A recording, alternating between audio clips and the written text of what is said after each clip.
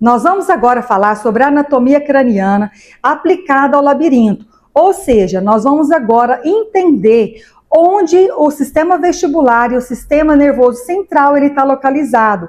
Compreender essa estrutura é muito importante, pois o paciente, quando ele tem uma queixa vestibular, ele, além da disfunção, ele vai apresentar ali alterações também na mecânica desses ossos e também da coluna cervical. Então, a gente compreender quais são essas estruturas e como elas funcionam é importantíssimo para a gente conseguir traçar um plano de tratamento para esses pacientes. Então, a gente sabe que o crânio ele é uma estrutura rígida e protetora. É nele que está localizado o nosso sistema nervoso central. Ele é um sistema dinâmico e articulado em constante micromovimentos. Hoje, já existem estudos que comprovam que existe um movimento, mesmo que mínimo, ali entre as suturas do crânio, o que possibilita que ocorra ali os movimentos dos líquidos dentro dessa região. E dentro do crânio vai ter estruturas, né, vitais, como o cérebro, o tronco encefálico, o cerebelo, e que é protegido aí por essa calota craniana. Cada osso, ele participa, né? Cada osso, cada sutura, cada membrana participa dessa sincronia biomecânica. Então, além do movimento ósseo, a gente tem todo o sistema membranoso envolvido nesse mecanismo. E aqui a gente vai ver que o crânio, ele é dividido em duas partes, que é o neurocrânio e o víscerocrânio. A região anterior do crânio é onde estão localizados os nossos órgãos sensitivos, que são os nossos olhos, a língua, e nessa região, essa região é formada pelo osso maxilar, pelo osso zigomático, pelo osso nasal, o osso palatino, que está na região ali do céu da boca, pelo vômer. O vômer é nada mais do que o septo nasal. Tem também o osso lacrimal, aqui mais interno, as conchas nasais, mais internamente, e a mandíbula.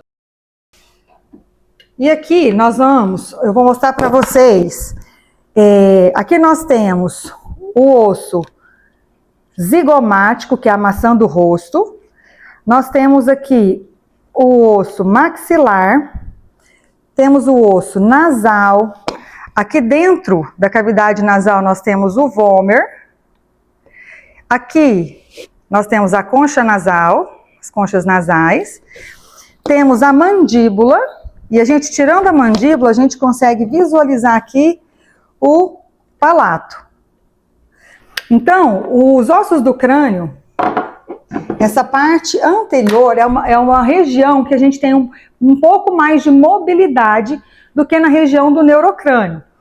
E aqui, o neurocrânio, ele é composto do osso frontal, parietal, temporal, occipital, o osso esfenoide, que está na região mais interna, que é quem divide o crânio em víscerocrânio e neurocrânio, e o osso etimoide. Então, aqui a gente também consegue visualizar. Então, eu vou tirar aqui para a gente conseguir ver melhor. Então, nós temos aqui o osso frontal. Nós temos dois ossos parietais. Aqui na lateral, nós temos o osso temporal. Na região posterior, o osso occipital. Aqui, nessa região, aqui, a gente tem aqui o osso esfenoide, ele desce aqui também por dentro, a gente não consegue visualizar, mas essa região aqui ainda é o osso esfenoide, porque ele é um osso mais interno. Aqui a gente não consegue visualizar tão bem, mas a gente vai conseguir depois em outras gravuras, quando a gente for estudar as fossas cranianas, a região mais interna, a posição desses ossos. Então aqui, separado em víscerocrânio e neurocrânio. Aqui a gente percebe que o crânio ele tem fossas e ele é dividido em 3 regiões, que é a fossa anterior, a fossa média e a fossa posterior. Então a base do crânio, que é toda essa região aqui de baixo, ela forma o assoalho da cavidade craniana e ela pode então ser dividida em 3 regiões. Como a gente viu, a fossa anterior, ela é composta ali do osso frontal, etimoide, aqui, e o esfenoide, essa região aqui, anterior, ela pega uma parte do osso esfenoide, que é essa região aqui, ó. E nós temos a fossa média, que aqui a gente está em roxinho, que pega outra parte do esfenoide, o osso temporal e uma parte do osso parietal, que é essa, bem aqui a pontinha. E nós temos a fossa posterior, que ela vai pegar uma região aqui do osso esfenoide, vai pegar o osso occipital, que é essa região posterior, uma parte do osso temporal e uma parte aqui do osso parietal.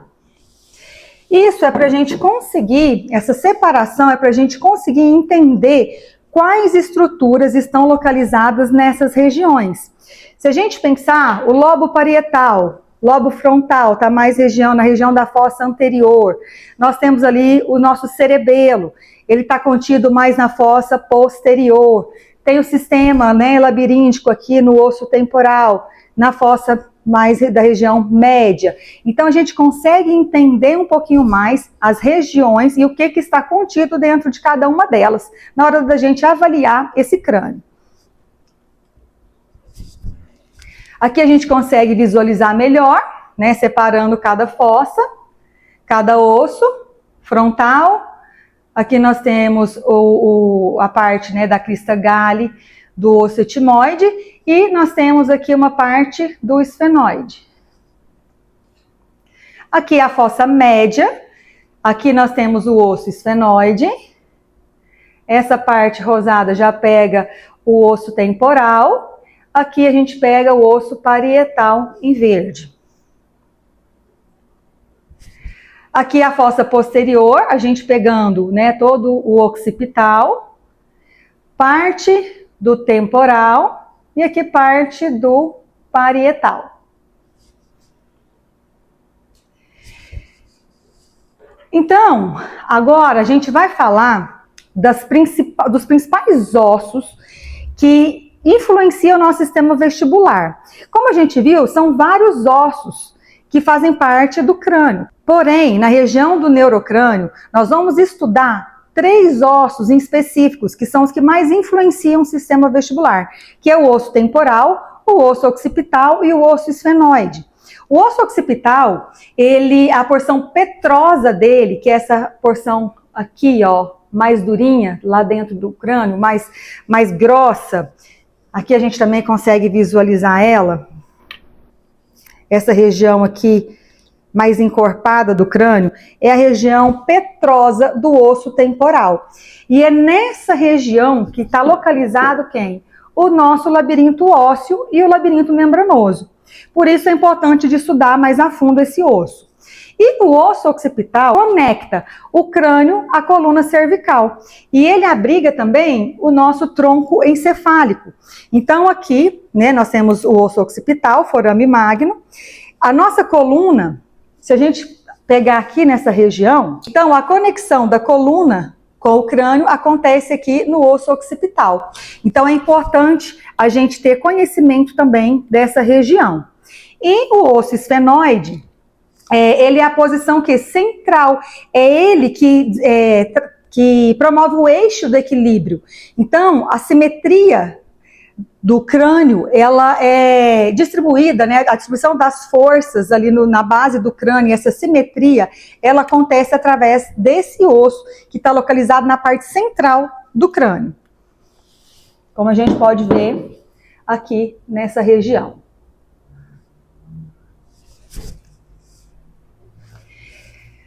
Arquitetura tridimensional, né? O suporte e estabilidade ao sistema vestibular. Então, aqui a gente percebe que existe realmente aqui uma arquitetura onde o esfenoide, o occipital e o temporal, eles formam uma estrutura tridimensional, ou seja, um influenciando o outro. Aqui nessa imagem, eu até coloquei aqui ela para vocês visualizarem, porque o que acontece? Nós temos entre os ossos, cada osso, a gente tem as suturas, que é a conexão entre um osso e o outro, que é a articulação ali dos ossos do crânio. Essas suturas, como vocês podem ver, elas funcionam como uma roda denteada. Elas não são lisinhas, elas apresentam, né, esses dentes e um osso conecta ao outro através de um encaixe. Então, quando a gente tem um osso movendo, automaticamente ele vai fazer o quê? Empurrar o outro junto, devido a essa arquitetura tridimensional que eles apresentam. Então, essa figura aqui, ela demonstra muito bem isso. Se eu tenho o esfenoide rodando para baixo, automaticamente ele vai fazer o quê? O temporal subir, então ele vai fazer esse movimento. E se eu tenho esse movimento para cá, automaticamente eu rodo o meu occipital para cá. Então, aqui é só para a gente conseguir entender que os ossos estão conectados entre si e que existe sim um movimento, um micromovimento entre esses ossos. E esse movimento, ele se dá devido a 4 mecanismos, que é denominado movimento respiratório primário. Esse movimento, ele é o primeiro movimento que aparece no nosso corpo. Quando a gente está no período embrionário, antes de começar o movimento, o batimento cardíaco, que é o segundo movimento que a gente tem no nosso corpo, o terceiro é a bomba respiratória, que acontece após o nascimento, a gente tem um primeiro movimento, que é o movimento respiratório primário, por isso essa denominação. Esse movimento, ele se dá devido a 4 mecanismos. O primeiro é um movimento inerente o quê? Ao sistema nervoso central. Não sei se vocês já viram, mas existem alguns vídeos que mostram que o embrião, ele tem um movimento, que ele fecha e abre. Fecha e abre. É um movimento do embrião. Esse já é o movimento do sistema nervoso central, acontecendo na fase ainda embrionária. E esse movimento, ele também é decorrente o quê? Da flutuação do líquido céfalo-raquidiano. A gente sabe que o líquido céfalo-raquidiano, ele possui um movimento dentro do nosso sistema nervoso central, ali dentro das meninges, e que ocorre devido ao quê? A produção e a absorção desse líquor. E também temos o que? A mobilidade das membranas intracranianas, que é o movimento de tensão recíproca. Esse movimento, né, das membranas intracranianas é o movimento que ocorre devido à respiração, devido ao movimento sacral, ou seja, a partir do momento que eu tenho um movimento do meu sacro, eu vou ter uma repercussão lá no meu crânio, devido a essa mobilidade entre as membranas. A gente tem pontos de fixação das meninges no crânio, na coluna e no sacro.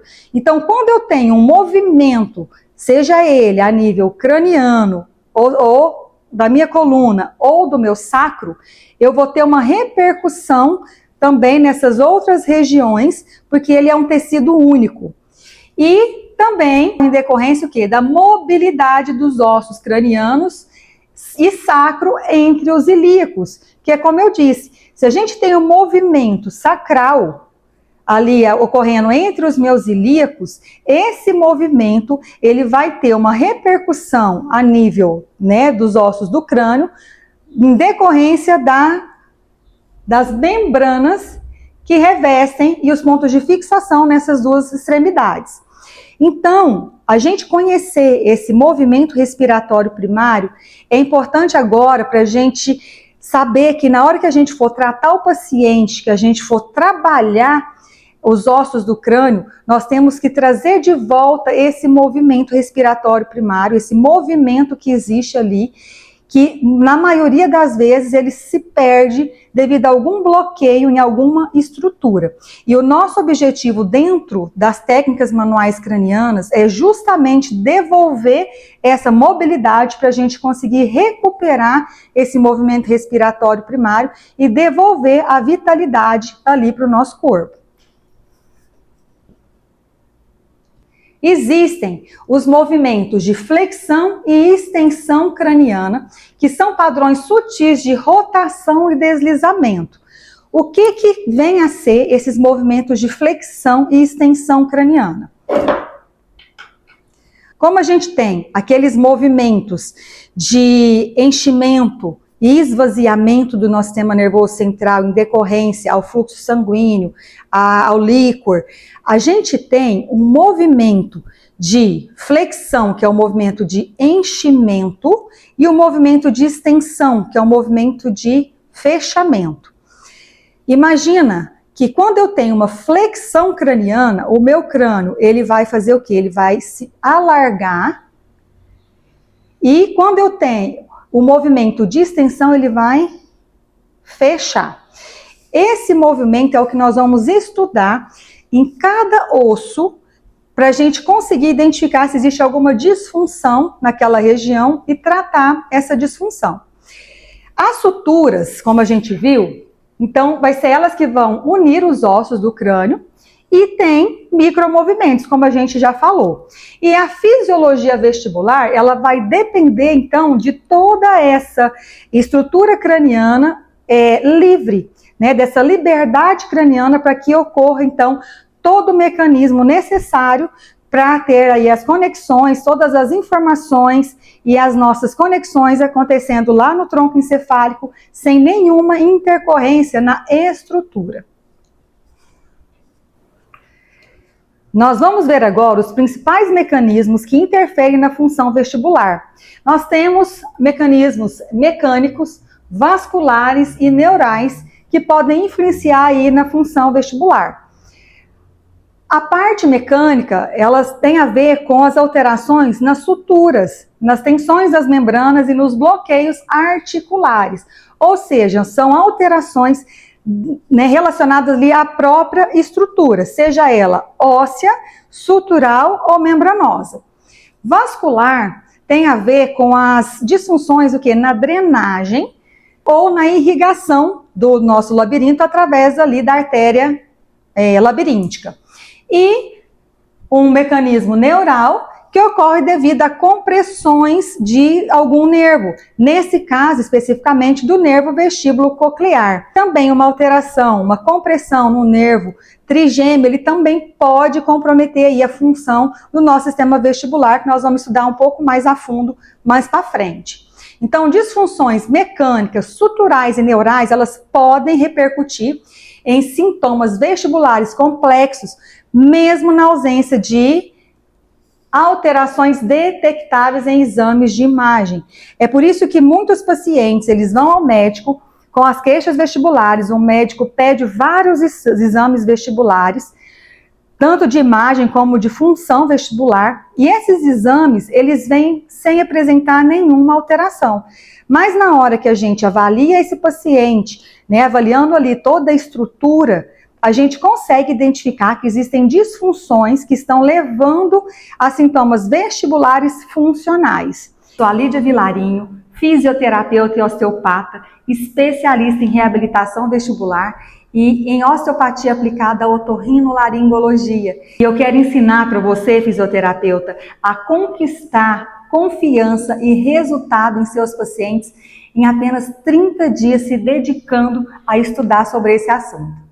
Se inscrevam aqui no meu canal para você ter acesso a esses conteúdos, pois a gente vai estar aprofundando cada dia mais e entendendo como funciona de verdade todo esse sistema que é responsável pela manutenção da nossa postura e do equilíbrio corporal.